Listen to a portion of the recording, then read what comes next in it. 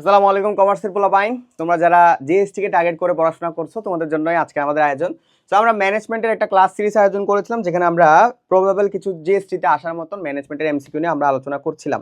তো আজকে আমাদের সামনে দুটো গুরুত্বপূর্ণ এমসিকিউ আছে। চেষ্টা করবো আমরা দুটো গুরুত্বপূর্ণ এমসিকিউর পাশাপাশি আরো অনেকগুলো এমসিকিউ প্রবাবল আসার মতন যেগুলা তোমার জন্য হেল্প করবে, সেক্ষেত্রে সেগুলো নিয়ে আমরা আলোচনা করার চেষ্টা করব।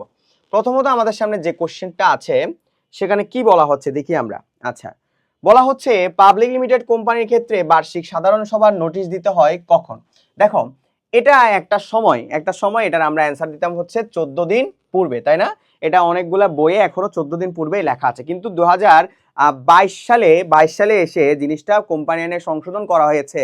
যত রকমের নোটিশ পর্যায়ে বিষয় আছে সবগুলো আমাদের 21 দিন পূর্বে নোটিশ করতে হবে। তার মানে বার্ষিক সাধারণ সভা বা বিধিবদ্ধ সভা বা অ্যানুয়াল জেনারেল মিটিং প্রত্যেকটার ক্ষেত্রে আমাকে অবশ্যই 21 দিন পূর্বে কি করতে হবে, আমাদের যারা বোর্ড অফ ডিরেক্টরের মধ্যে আছে বা সাধারণ শেয়ার হোল্ডার বা অগ্রাধিকার শেয়ার হোল্ডার আছে সবাইকে জানাইতে হবে। তো সেক্ষেত্রে সবসময় মনে রাখবা বার্ষিক সাধারণ সভা বা অ্যানুয়াল জেনারেল মিটিং এর আগে আমাদের 21 দিন পূর্বে নোটিশ দিতে হয়। আগে এটা 14 দিন ছিল, কিন্তু এটা 14 দিন এখন অ্যান্সার যদি দাও তাহলে সেক্ষেত্রে ভুল হওয়ার পসিবিলিটি আছে, কারণ টিচাররা তো সবসময় আপডেট জিনিসটাকে গ্রহণ করবে। হ্যাঁ, তো আপডেট হিসেবে যেমন একটা সময় হচ্ছে গিয়ে তোমার ব্যাংকের নামের শেষে পিএলসি যুক্ত করতে হইতো না, কিন্তু বাংলাদেশ ব্যাংক অর্ডিন্যান্স আইন অনুযায়ী 2024 সাল থেকে দেখবা প্রত্যেকটা ব্যাংকের নামের শেষে পিএলসি যুক্ত করতে হচ্ছে, মানে পাবলিক লিমিটেড কোম্পানি যুক্ত করতে হচ্ছে। সেক্ষেত্রে প্রতিটা সময় আমাদের কোম্পানি রিলেটেড বিষয়গুলো কি হয়, পরিবর্তন হয়, সেগুলো একটু নজর রাখার চেষ্টা করবা। এরপরে যে কোশ্চেনটা আমাদের সামনে এসেছে, নিচের কোন দলিলের কার্যক্ষমতার বাইরে কোনো কাজ করলে তা ক্ষমতা বহির্ভূত কাজ হিসেবে বিবেচিত হবে, বা যেটাকে আমরা বলি হচ্ছে কি তোমার গুরুত্বপূর্ণ দলিলের বাইরে যদি তুমি কোনো ধরনের কাজ করো সেক্ষেত্রে ওই কাজটা অবৈধ হয়ে যাবে। হ্যাঁ, অবৈধ হয়ে যাবে। এখন দেখো, কোম্পানির ক্ষেত্রে বেশ কিছু গুরুত্বপূর্ণ দলিল আছে। হ্যাঁ, কোম্পানির ক্ষেত্রে যে সকল গুরুত্বপূর্ণ দলিল তার মধ্যে একটা হচ্ছে তোমার স্মারকলিপি। স্মারকলিপির অনেকগুলো নাম আছে, স্মারকলিপি, সংঘ স্মারক, সংঘ স্মারক। হ্যাঁ, তারপর হচ্ছে তোমার এটাকে বলা হয় ব্লু প্রিন্ট, তারপর এটাকে বলা হয় তোমার সংবিধান কিংবা কনস্টিটিউশন, কিংবা এটাকে বলা হয় মূল দলিল, তারপর এটাকে বলা হয় পরিমেল বন্ধ।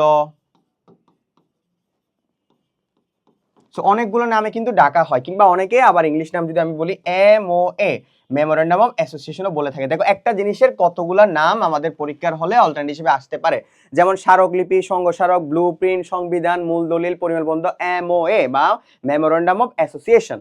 তো এই মেমোরেন্ডাম অফ অ্যাসোসিয়েশনের বাইরে যদি কোম্পানি কোনো কাজ করে সেক্ষেত্রে সেগুলো হচ্ছে অবৈধ হিসেবে ঘোষণা হবে। এবং এক্ষেত্রে হচ্ছে এখানে কিছু গুরুত্বপূর্ণ ধারা আছে, এখানের মধ্যে টোটাল ধারা সংখ্যা হচ্ছে তোমার 6টি। কয়টি? 6টি ধারা আছে।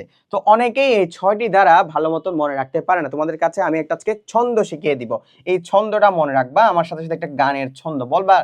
নাম ঠিকানা উদ্দেশ্য মূলধন দায় সম্মতি, নাম ঠিকানা উদ্দেশ্য মূলধন দায় সম্মতি, বা নাম ঠিকানা উদ্দেশ্য দায় মূলধন সম্মতি, দায় মূলধন সম্মতি, নাম ঠিকানা উদ্দেশ্য দায় মূলধন সম্মতি। তাহলে 6টা, নাম ঠিকানা উদ্দেশ্য দায় মূলধন সম্মতি।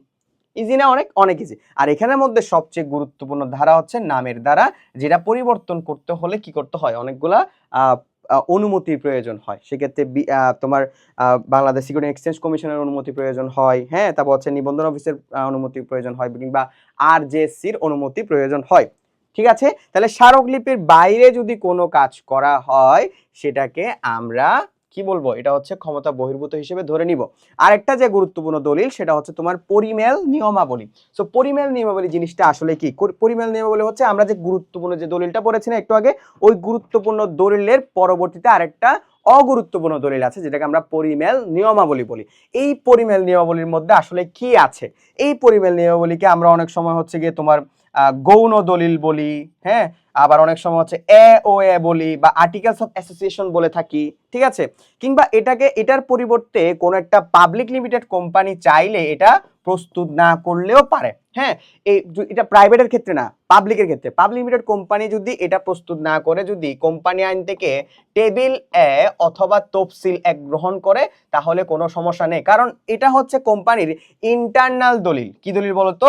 ইন্টারনাল দলিল। তার মানে প্রতিষ্ঠানের সবচেয়ে গুরুত্বপূর্ণ দলিল হচ্ছে স্মারকলিপি বা পরিমেল বন্ধ, এবং ইন্টারনাল চলাফেরা করার জন্য কোম্পানি কিভাবে চলবে বা পরিচালকরা কি করবে কি করবে না এই প্রত্যেকটা জিনিস লেখা থাকে কোথায়?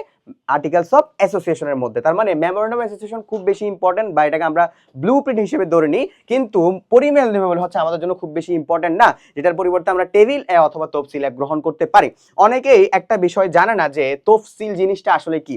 দেখো কোম্পানি আইনে কিছু বিষয় আছে, যেমন কোম্পানি আইনের একটা শর্টকাট তোমাদেরকে শিখিয়ে দিই, সেটা হচ্ছে গিয়ে মনে রাখবা অ ত ধা।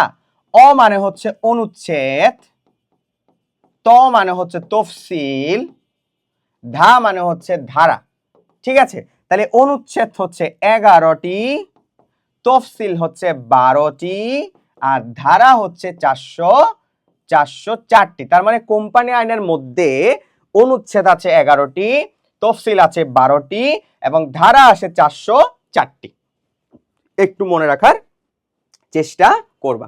তো এটা হচ্ছে আমাদের ব্যাখ্যাটা একটু পড়ে নাও। স্মারকলিপি হলো কোম্পানির মূল সনদ বা সংবিধান, এটির মাধ্যমে কোম্পানির কার্যসময় নির্ধারিত হয় এবং এর বাইরে কোনো কাজ করলে সেটা সমতা বহির্ভূত হিসেবে গণ্য হবে, ঠিক আছে। তাহলে সবাই সে পর্যন্ত ভালো থাকবে এবং সুস্থ থাকবা। আর যদি মনে হয় যে জিএসটির জন্য একটা ভালো প্রিপারেশন তোমার দরকার, তাহলে go for it, GST C unit crash course. আসসালামু আলাইকুম।